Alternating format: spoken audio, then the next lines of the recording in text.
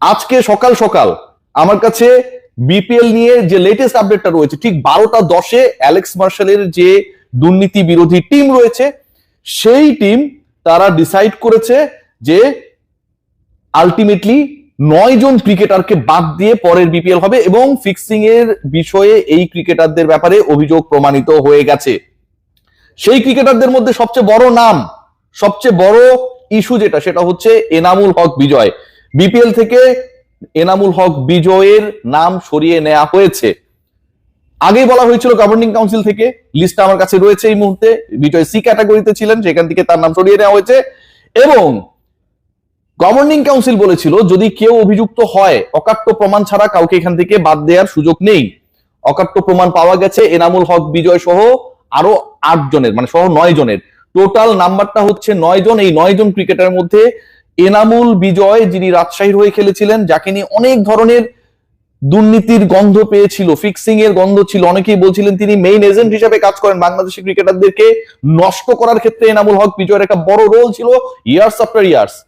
এবং এই আলোচনাটাও হয়েছিল যে জাতীয় দলে শ্রীলঙ্কা সফরের টেস্ট টিমে খেলা একজন ক্রিকেটারের বিরুদ্ধে ফিক্সিং এর এলিগেশন রয়েছে সবশেষ বিপিএল এ। সেই ক্রিকেটার কে? সেই ক্রিকেটার টপ অর্ডার ক্রিকেটার, সেই ক্রিকেটার ডানহাতি ব্যাটার, ঘরোয়া লিগে রেগুলার রান করেন।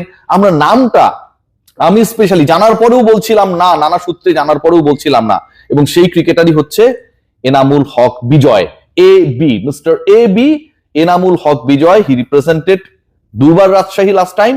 এবং রাজশাহীতে কি হয়েছে, কি ধরনের নোংরামি হয়েছে, you all know about that edition. So Enamul Bijoy, he played a big role with the fixers, যেটা according to the list of Bangladesh cricket board আমরা বলতে পারি। It's not my list, it's not my self investigation.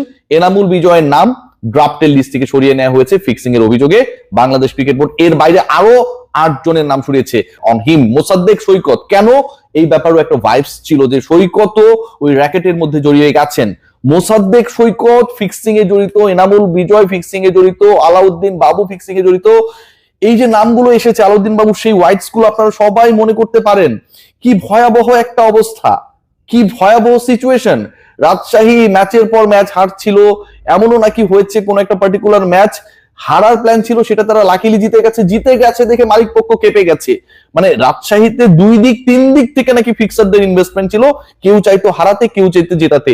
যে হারাতে চাইতো সে হারালে benefited হবে, যে জেতাতে চাইতো দলের স্বার্থে না নিজের স্বার্থে, জিতলে অন্য জায়গা থেকে মানি মেক হবে, সেখানটাও ফিক্সার ইনভলভ ছিলেন। গত বিপিএলটা যে কদর্য বিপিএল ছিল, বাজে বিপিএল ছিল, ভয়াবহ বিপিএল ছিল, ক্রিকেটারদের নৈতিকতাকে গুড়িয়ে দেয়া, ধ্বংস করে দেয়া বিপিএল ছিল।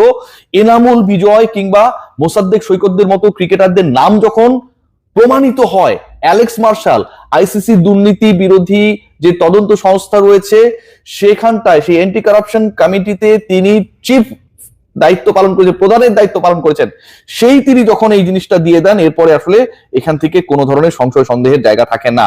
বিজয়ের ক্ষেত্রে যেটা হতে যাচ্ছে সেটা আরো ভয়াবহ। সেটা হচ্ছে Enamul Bijoy is not going to be the part of the BPL. তার বিরুদ্ধে শাস্তিমূলক ব্যবস্থা বাংলাদেশ ক্রিকেট বোর্ড আনুষ্ঠানিকভাবে গ্রহণ করবে। কতদিন তিনি নিষিদ্ধ থাকবেন সেটা BPL governing council and BCB decide করবে। এর বাইরেও যে ইন্টারেস্টিং পার্ট, এনামুল এবং মোসাদ্দেকের ব্যাপারে আইসিসি তাদেরকে আলাদা করে শাস্তির সম্মুখীন করবেন, এবং সেই শাস্তির ডিসিশনটাও যেহেতু Bangladesh cricket board already investigation করেছে, এবং আইসিসি দুর্নীতি বিরোধী সংস্থা যেটা অ্যালেক্স মার্শাল যেটার প্রধান ছিলেন, তিনি এটার সাথে জড়িয়ে গেছেন। সো এখানটায় আর কোনো ধরনের সংশয়ের জায়গা থাকছে না। ইন্টারেস্টিং পার্ট যেটা, যে এনামুল বিজয়, মোসাদ্দেক সৈকত, এই যে এদেরকে তালিকা থেকে সরিয়ে নেওয়া হলো, এর বাইরেও একটা সিগনিফিকেন্ট ঘটনা ঘটতে যাচ্ছে আপকামিং বিপিএল এ। এবং সেই সিগনিফিকেন্ট ঘটনাটা আপনাদের সাথে যদি শেয়ার করি, এটাও আটকে ওঠার মতো।